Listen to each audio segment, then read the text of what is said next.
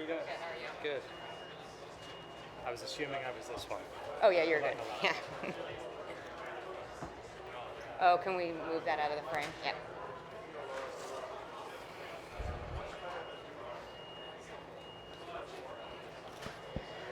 Welcome back to the media area. Please join me in welcoming Rory McIlroy. Rory, just some initial reaction to the golf course and maybe a bit about what you remember from 2016. Yeah, don't really remember much about 2016. I think I just tried to erase it from the memory bank. And then yeah, look, it's Oakmont. Even though Gil has come in here and done his thing, it's still a big brute of a golf course, and you're going to have your wits about you this week, all the way throughout the bag, off the tee, into the greens, around the greens.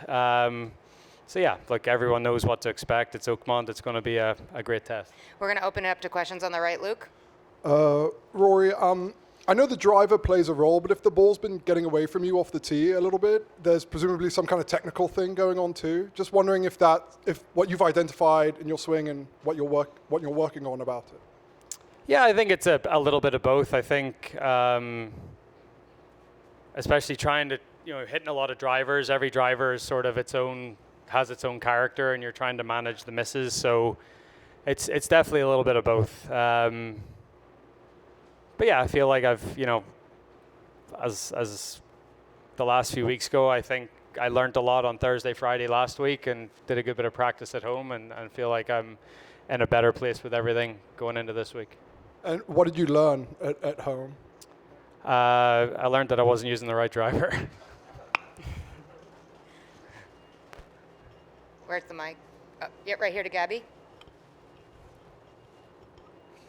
Rory, you told us at the PGA that you've accomplished everything you want to accomplish in the game. Feels like there's kind of phase 2 happening right now of Rory McIlroy's life. What is your 5-year plan for this next phase of Rory? I don't have one. I have no idea. I'm sort of just taking it tournament by tournament at this point. Yeah, I've no idea. On the left, Mark. Hey, Rory.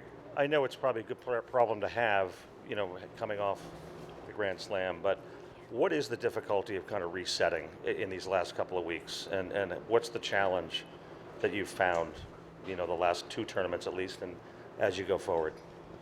Yeah, I think it's, trying to have a little bit of amnesia and forget about what happened 6 weeks ago.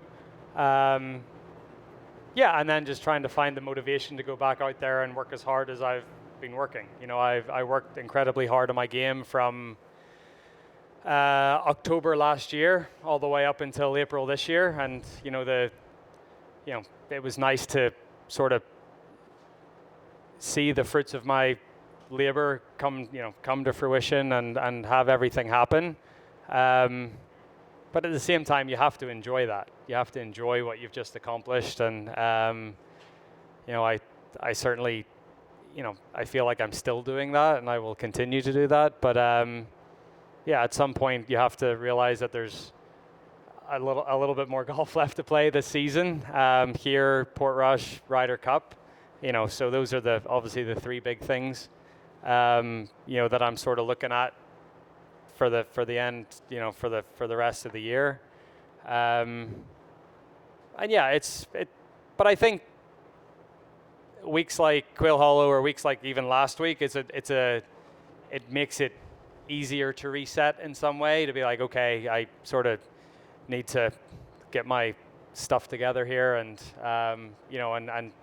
get back to the process and sort of what I'd been doing for that 7 months, from October last year until April this year.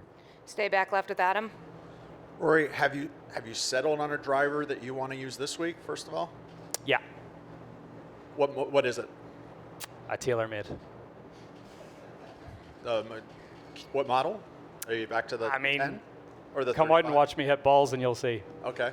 And going back to the PGA, how big of a factor was it that you didn't have the gamer driver that you had used at the Masters? It wasn't a big deal for Scotty, so it shouldn't have been a big deal for me. Right here in front left, Anne. Hey, Rory. How tough is it to regain that motivation? And did you think it might be this difficult to regain motivation? Yeah, I didn't. I didn't know. I mean, look, you dream about the final putt going in at the Masters, but you don't think about what comes next. So, yeah, I think I've always been a player that struggles to play after a big event. You know, after I win whatever tournament, I always struggle to show up with motivation the next week because you've just accomplished something and you want to enjoy it and you want to, you know, sort of relish the fact that you've achieved a goal. And I think chasing a certain goal for the better part of, you know, a decade and a half, you know, I think I'm allowed a little bit of time to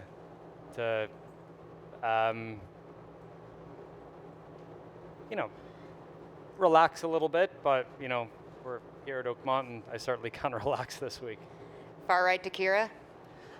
Rory, in the aftermath of the Masters tournament, a lot more demands on your time, even more so than usual. What have you been doing off of the golf course to kind of get back to baseline in the personal sense outside of golf? Yeah, basically saying no to every request that comes in. Trying to get home as much as possible. Yeah, and trying to just do the things that I enjoy. You know, like that was one of my goals for this year, was to have more fun, and that's what I'm trying to do. I'm trying to have more fun. We're trying to take more trips. We're trying to,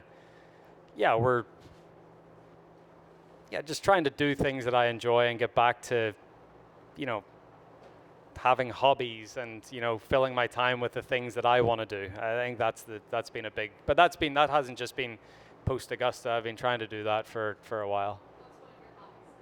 I've started to play a lot of tennis again.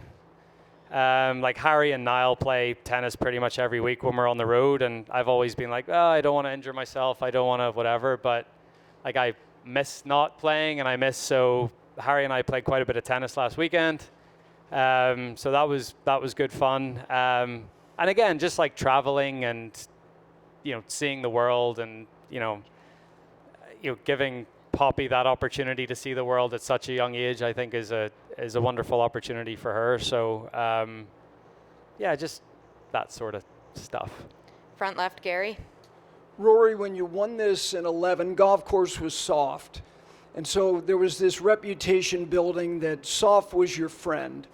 And you mentioned 16, and that was the soft part of the resume for you with respect to this championship. And then the last 6 years, you've been as good as anybody. And you're also really good on firm conditions. Explain the evolution of you being as good as you are in this championship now and also on firm conditions. Is it psychological? Is it ego-driven? Is it physical? What is it? I think it's probably a combination of both, or everything. I didn't like that reputation because I felt like I was better than that reputation. So that's ego-driven in some way. But I allude to this all the time. Like I missed the cut at the U.S. Open in 2016, 2017, and 2018. And, you know, here in 16, Erin Hills in 17, which, you know, is what it is. And then 2018 at Shinnecock, I felt Shinnecock was a really hard one because I love that golf course, and to perform the way I did there, like it really, like it hurt me. So I made a decision to be like, okay, I want to, you know, and then I would go back, I'd play Hartford the next week, and I'd feel really comfortable on a PGA Tour setup. And then I think it was that week where it clicked. It's like, why am I so comfortable here in Hartford, but last week I had no clue what to do. So that's when, you know, I made the decision at that back end of 2018 into 2019. I want to try to build my game around the toughest tests that we have in the game. And then, as you've seen since 2019, 6 top 10s in a row with this tournament, obviously finished second the last 2 years in a row. And I've definitely become a much more competent US Open player, and I'm way more comfortable on those firm, fast setups like you saw at Pinehurst last year and LACC the year before that. So I honestly, the US Open probably went from my least favorite major to almost my favorite because of what it asks of you. And I love that challenge. Standing on the right, Brentley. This might be a little bit of a silly question, but how much more of a factor is just finding the ball in the rough this week, let alone hitting it, compared to other U.S. Opens, other majors, other tournaments? Yeah, I'm glad we have spotters up there because I played last Monday, just in Druck's outing, and you hit the ball off the fairway and you were looking for a good couple of minutes just to find it. So it's very penal if you miss. Sometimes it's penal if you don't miss. But that's the person with the most patience and the best attitude this week is the one that's going to win. Front left, Jeff. Rory, besides the lost ball element, what did you learn about the course on your scouting trip, and what have you seen in how it's changed in the week since that? Yeah, there's definitely been a little bit of rain since that Monday. Last Monday felt impossible. I birdied the last 2 holes for 81, so it felt pretty good.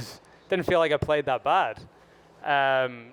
So it's much more benign right now than it was that much. I mean, they had the pins in dicey locations and greens were running at 15 and a half, and it was nearly impossible. But this morning it felt it was a little softer. The pins aren't going to be on 3 or 4% slopes all the time, so if you put it in the fairway, it's certainly playable.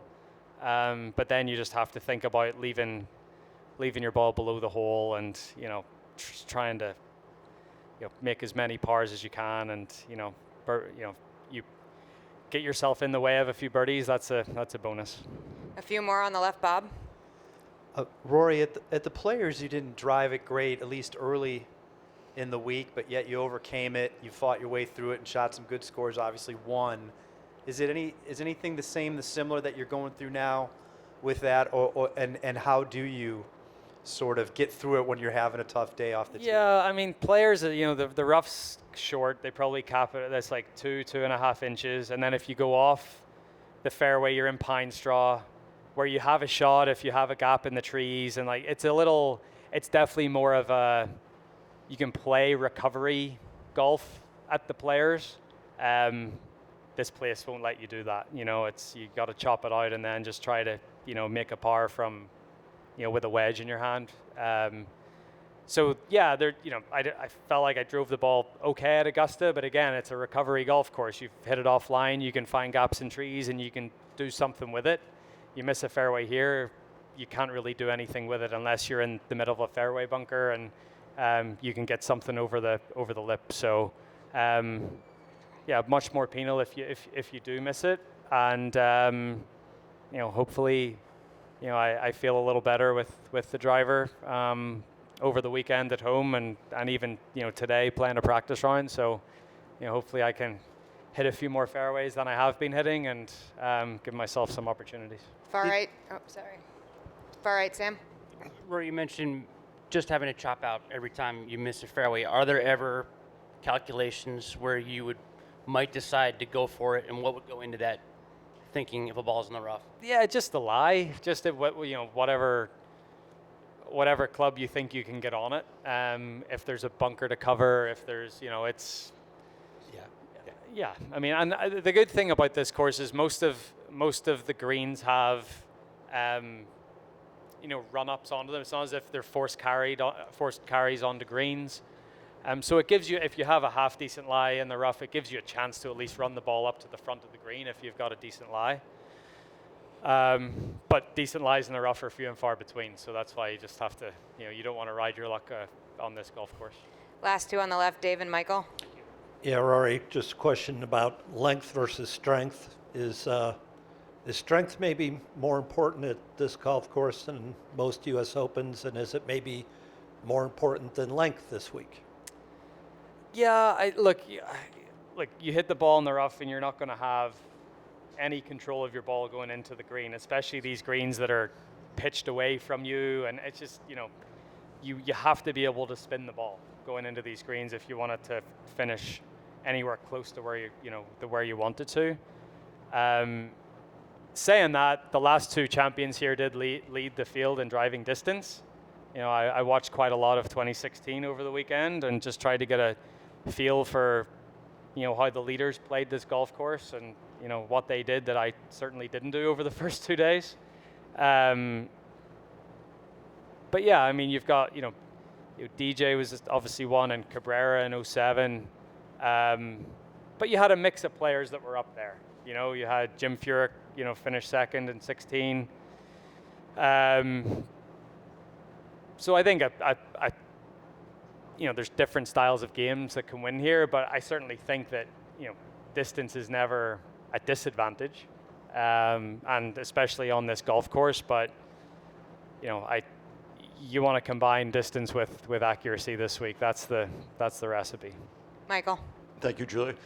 Going back your whole professional career and even your amateur career, you've always been very skillful and comfortable talking about yourself and talking about this game. And not everybody is, and I'm wondering where that comes from. It's probably because I love myself and I love golf.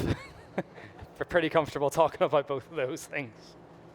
Did you have a kind of mentor for that sort of thing, Chubby, or anybody else give you advice early on how to do it?